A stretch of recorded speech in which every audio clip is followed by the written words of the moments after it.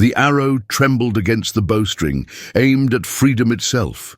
In the Mustang's wild eyes, Ayana's spirit gazed back at him, defiant, untamed, eternally beautiful. 3 moons had passed since the fever took her, yet here she stood before him, in the form of wind and muscle and beating heart. The Modoc Warrior's fingers loosened, and with them something deeper than vengeance fell away into the desert silence. Some battles, he realized, were won only by surrender. Subscribe to witness how love transforms even the hardest hearts. The Mustang stood motionless against the crimson horizon, its coat the color of autumn leaves that had forgotten how to fall. Kintpuash had been tracking the stallion for 7 days through the alkali flats and sage-covered hills, following hoofprints that seemed to mock his every step. The horse was legendary among his people, a ghost that appeared and vanished like smoke, stealing mares and leading them into the wilderness where no man could follow. Yet now, with his bow drawn and the wind holding its breath, the warrior found himself unable to release the arrow that would end the chase. The Mustang's eyes held something that made his chest tighten with recognition, something that whispered of loss and longing in a language older than words. The desert stretched endlessly in all directions, a canvas of muted browns and greys, broken only by the distant purple shadows of mountains that seemed to float like dreams above the heat shimmer. Kintpuash had ridden hard from the reservation, leaving behind the wooden houses and government rations that tasted of defeat. His horse, a steady paint mare named Siala, stood patient beneath him, her ears pricked forward as she sensed the tension in her rider's body. The afternoon sun beat down mercilessly, turning the air into something thick and heavy that clung to skin like regret. Somewhere in the distance, a hawk circled lazily, its cry echoing across the emptiness like a prayer without words. The Mustang took a single step forward, and in that movement, Kintpuash saw her again, Ayana, his wife of 3 winters, dancing around the fire on their wedding night. Her hair had flowed like black water down her back, and her eyes had held the same wild light that now gazed at him from the stallion's face. She had been fearless, untamable as the wind that swept across the high desert, and when the white man's sickness came to their village, she had fought it with the same fierce determination she brought to everything in life. But fever was an enemy that could not be defeated with courage alone, and in the end she had slipped away from him like water through cupped hands, leaving only memories and the hollow ache of unfinished conversations. The arrow remained nocked, its eagle feather fletching, trembling slightly in the breeze. Kintpuash had crafted it himself during the long nights after her death, when sleep brought only dreams of her laughter, and waking brought only silence. The obsidian point was sharp enough to pierce hide and bone, keen enough to bring down the swiftest prey, yet now it felt heavy as stone in his hands. The Mustang's nostrils flared as it caught his scent, but still it did not flee.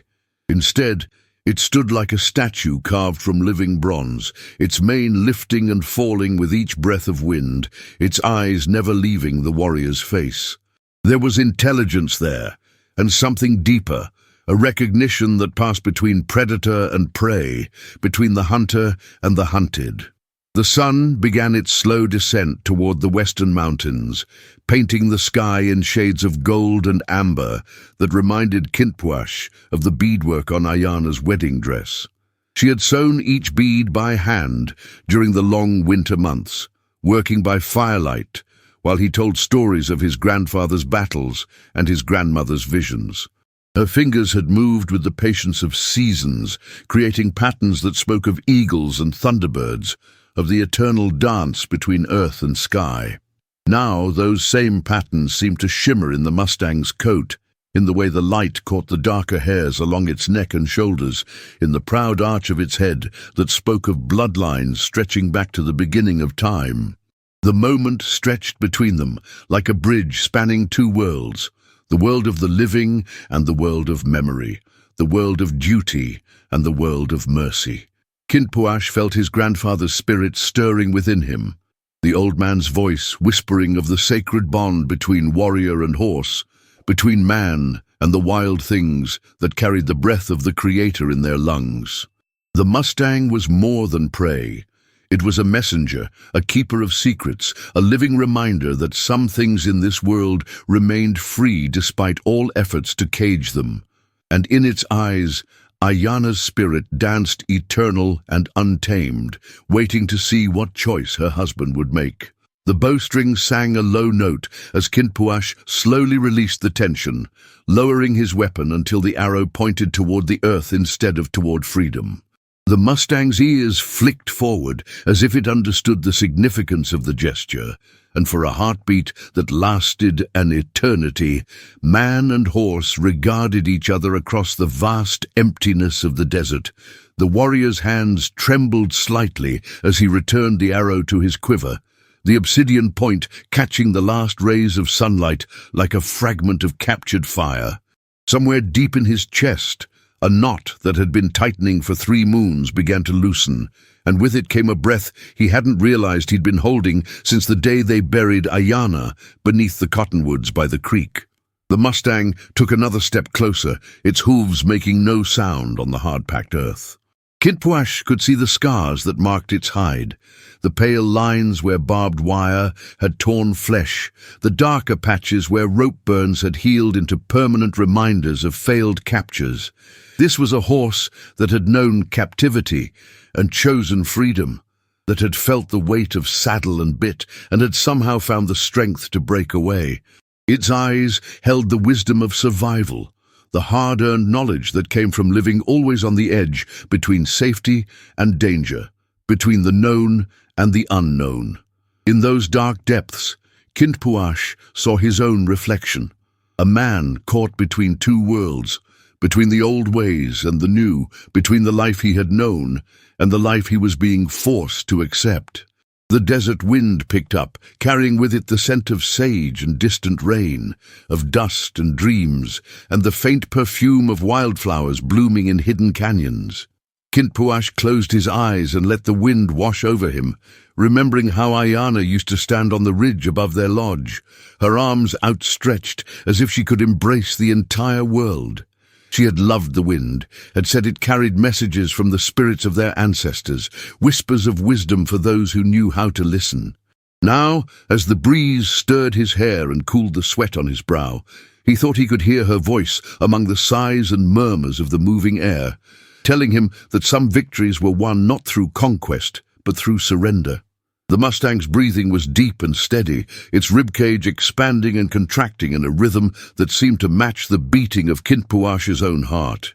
The warrior studied the animal's conformation, the powerful shoulders, the clean legs, the noble head that spoke of Arabian blood mixed with the hardy stock of the high plains.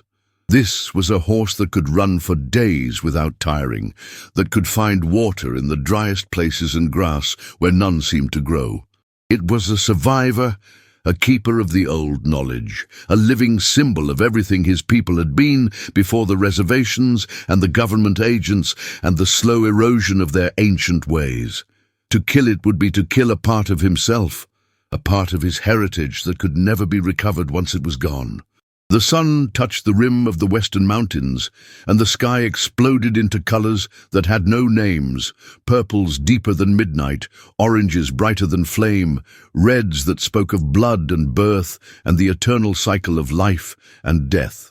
Kinpuash had seen 1,000 sunsets from this same ridge, but tonight the beauty seemed almost unbearable, as if the Creator had painted the heavens with all the love and loss and longing that filled the human heart. The Mustang stood silhouetted against the blazing sky, its mane and tail streaming like banners in the wind, its body outlined in gold and shadow. For a moment, it seemed less like a horse than like a spirit made manifest, a vision sent to test his resolve and measure the depth of his wisdom. The choice hung in the air between them like smoke from a sacred fire, heavy with meaning and consequence. Kinpuash could feel the weight of his ancestors' eyes upon him, the accumulated wisdom of generations who had lived and died on this land, who had known the language of wind and stone, and the secret names of stars. The Mustang was waiting, patient as stone, trusting in some ancient compact between hunter and hunted, between the taker of life and the giver of mercy. And in that waiting, Kintpuash found his answer, not in the voice of duty or revenge, but in the deeper voice of love that had learned to speak through loss, that had discovered how to honor the dead by choosing life for the living. The Mustang moved through the canyon like a ghost seeking its body, each hoofbeat echoing against red stone walls that had witnessed 1,000 such partings. Kintpuash followed at a distance, not hunting now, but drawn by something he couldn't name, perhaps the way the horse carried its head, proud despite its obvious hunger, or the deliberate path it chose through terrain that would challenge even the surest-footed Indian pony. The warrior's own mount, a paint mare seasoned by countless raids and migrations, seemed to understand they were no longer pursuing prey, but accompanying a pilgrimage. She stepped carefully, respectfully, as if sensing that the Mustang ahead carried more than just the memory of a dead woman. It carried the weight of a love that refused to die with the body that had housed it. As the afternoon sun slanted lower, painting the canyon walls in shades of amber and rust, Kintpuash began to see the landscape through different eyes. Where once he had noted only tactical advantages, the narrow passages perfect for ambush, the hidden springs that could sustain a war party, the high ground that commanded views of approaching enemies, now he found himself observing the way light fell across a particular boulder, the delicate tracery of shadows cast by sage and juniper, the subtle beauty that Sarah must have seen during her rides through this same country. The realization struck him like a physical blow. He was learning to see the world as she had seen it, through eyes that found wonder in the smallest details, that discovered poetry in the harsh geometry of desert stone. It was as if her spirit, carried in the Mustang's wild gaze, was teaching him a new language of perception. The horse paused at a natural basin where rainwater had collected, its surface mirror-still and reflecting the deepening sky. As it lowered its head to drink, Kintpuash saw something that made his breath catch in his throat. The Mustang's reflection wavered and shifted in the disturbed water, and for just a moment, just long enough to stop his heart, he glimpsed Sarah's face looking back at him from the depths. Not as she had been in death, pale and still in her husband's arms, but as she must have been in life. Vibrant, laughing, her eyes bright with the joy of being alive under the vast Montana sky. The vision lasted only seconds before the ripples erased it, but those seconds stretched into eternity, carrying with them the weight of all the conversations they would never have, all the understanding that might have bridged the chasm between their peoples. When the Mustang raised its head, water dripping from its muzzle like tears, Kintpuash understood that he was witnessing something sacred, not just the grief of an animal for its lost companion, but the continuation of a bond that transcended the boundaries between human and horse, between the living and the dead, between enemy and friend. The Modoc had always believed that horses were gifts from the spirit world, beings that existed partially in both realms, able to carry messages between the ancestors and the living. Now, watching this particular horse in this particular moment, he felt the truth of that belief settle into his bones like winter cold. Sarah's love lived on in the Mustang's every movement. Her gentleness echoed in its patient acceptance of his presence, her wild spirit reflected in its refusal to be broken by loss. The canyon began to narrow as they climbed higher, the walls closing in like the sides of a great cathedral built by wind and time. Here, the Mustang's pace slowed even further, as if it were approaching something significant, some destination that existed more in memory than in the physical world. Kintpuash felt his own heartbeat quicken, sensing that they were nearing the end of this strange journey, this pilgrimage that had transformed him from hunter to witness, from enemy to something approaching friend. The paint mare beneath him shifted restlessly, her ears pricked forward, alert to dangers that might lurk in the gathering shadows. But Kintpuash felt no fear, only a deep anticipation, as if he were about to receive a gift he had never known he needed, the gift of understanding that some bonds are stronger than death, some loves deeper than the grave. As the last light of day painted the canyon rim in shades of gold and crimson, the Mustang stopped before a small grove of cottonwoods that seemed to grow impossibly from the rocky soil, their leaves whispering secrets in the evening breeze. Here, in this hidden sanctuary, Kintpuash finally understood why he had been chosen to witness this journey, not to capture or kill, but to learn that mercy was not weakness, but the highest form of strength. That true victory lay not in conquest, but in the courage to let go. The cottonwood grove existed like a secret kept by the desert itself, a pocket of green tenderness hidden within the harsh embrace of stone and sage. As the Mustang entered this natural sanctuary, its entire demeanor changed. The wariness that had marked its journey through the open country fell away like a discarded skin, replaced by something approaching peace. Kintpuash dismounted without conscious thought, his moccasined feet touching the soft earth with the reverence of a man entering a sacred space. The air here felt different, cooler and somehow thicker, as if it held the accumulated breath of all who had sought refuge beneath these ancient trees. He could hear water somewhere nearby, a gentle murmuring that spoke of hidden springs and secret streams, of life persisting in the most unlikely places. The Mustang moved deeper into the grove with the certainty of long familiarity, picking its way between the massive trunks with the careful grace of a dancer following well-rehearsed steps. Kintpuash followed, leading his paint mare by the reins, his warrior's instincts cataloguing every detail while his heart struggled to process the growing certainty that he was walking through the landscape of someone else's most precious memories.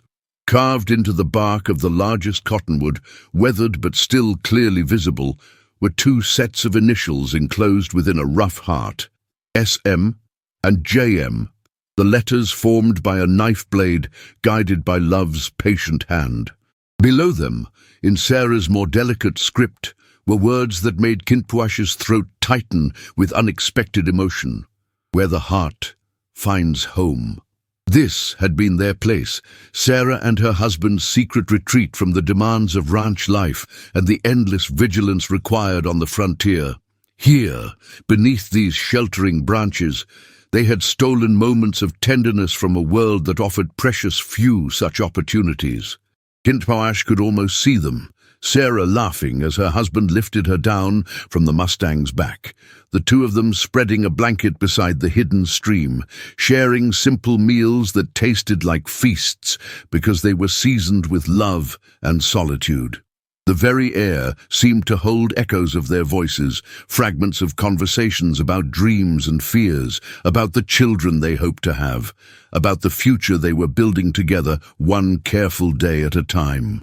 The Mustang had stopped beside a natural depression in the earth, a place where the grass grew thicker and greener than anywhere else in the grove. As Kintpuash watched, the horse lowered itself to the ground with infinite care, folding its legs beneath its body and settling into the soft earth with a sigh that seemed to carry the weight of all the world's sorrows. This was where Sarah had rested during their visits, where she had lain with her head pillowed on her husband's shoulder, watching clouds drift across the patch of sky visible through the canopy above. The Mustang's choice of this exact spot was no coincidence. It was returning to the place where it had last felt the full warmth of her presence, where her scent still lingered in the earth and her laughter still echoed in the whisper of leaves. Kintpuash found himself kneeling beside the great horse, his hand reaching out almost without volition to touch the warm neck, to offer what comfort he could to a grief that mirrored his own. For he too had lost someone precious, not a wife, but a sister, killed in the same raid that had claimed Sarah's life, caught in the crossfire of a conflict that seemed to devour the innocent with particular hunger. As his fingers traced the Mustang's powerful neck, feeling the steady rhythm of its breathing, he whispered his sister's name into the gathering darkness. Winema. and felt the word carried away by the evening breeze like a prayer seeking its destination.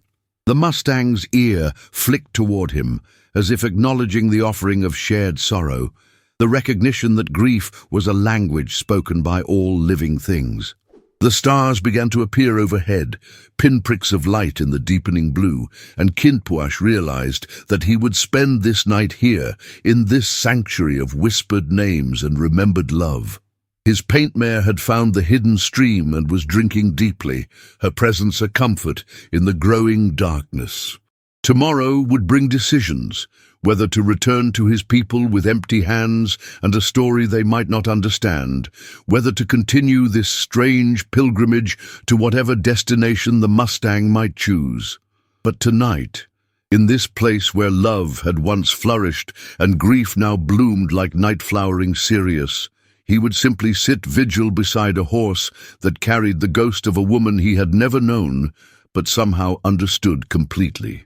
As the moon rose full and silver above the canyon rim, casting everything in shades of pearl and shadow, Kinpuash felt something shift within his chest.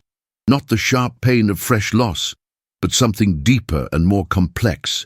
A recognition that sorrow shared was somehow transformed, that in witnessing the Mustang's grief, he had found a way to honor his own. The night sounds of the desert began their ancient symphony, the distant call of a coyote, the rustle of small creatures in the underbrush, the eternal whisper of wind through stone. And in that music, Kinpuash heard the voice of the world itself, speaking of cycles and seasons, of endings that were also beginnings, of love that persisted even when the beloved had passed beyond the reach of earthly touch. Dawn came slowly to the cottonwood grove, filtering through the leaves in shafts of gold and amber that transformed the sanctuary into a cathedral of light and shadow. Kinpuash woke to find the Mustang already standing, its great head turned toward the east, where the sun was painting the canyon walls in shades of rose and coral. There was something different in the horse's posture this morning, a sense of resolution that hadn't been there the night before, as if the hours spent in this sacred place had brought some measure of peace to its restless spirit. The warrior rose stiffly from where he had slept against the base of the great cottonwood, his body protesting the night spent on hard ground, but his heart somehow lighter than it had been in months. The paint mare nickered softly from where she grazed beside the stream, her presence a gentle reminder of the world beyond this hidden sanctuary. As the morning light strengthened, Kinpuash began to notice details that had been hidden by darkness. Small offerings left by previous visitors, tokens of respect and remembrance scattered throughout the grove like prayers made manifest. An eagle feather tied to a low branch with a strip of leather, its barbs stirring gently in the morning breeze. A circle of smooth stones arranged around the base of another tree, each one carefully chosen and placed with obvious intention. A small medicine bundle hanging from a cord, its contents unknown, but its purpose clear. To honor the spirits of this place, to acknowledge the sacred nature of love and loss and the thin boundary between them. These offerings spoke of others who had found their way here, drawn by the same mysterious pull that had brought him and the Mustang to this place of healing.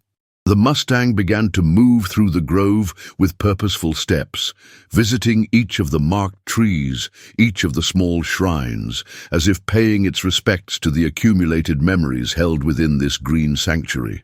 At the tree where Sarah and her husband had carved their initials, the horse paused for a long moment, its muzzle nearly touching the weathered bark, its breath visible in the cool morning air.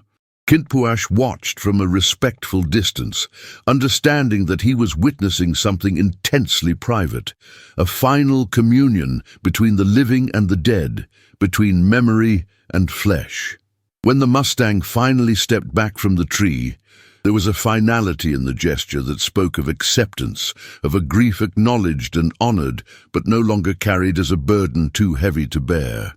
The sun climbed higher, burning away the last of the morning mist and revealing the grove in all its hidden beauty.